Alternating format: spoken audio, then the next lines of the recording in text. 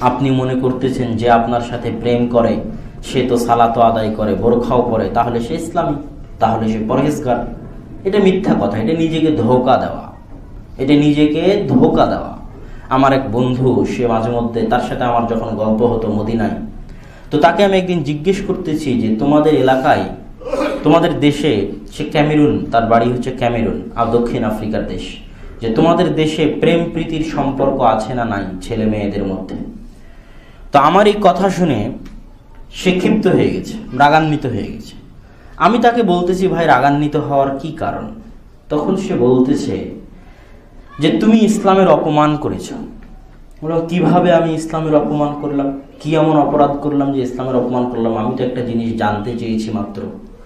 তখন সে বলতেছে, তুমি যেটাকে প্রেম প্রীতি বললে, ইশক মহাব্বত বললে, সেই জিনিসটাকে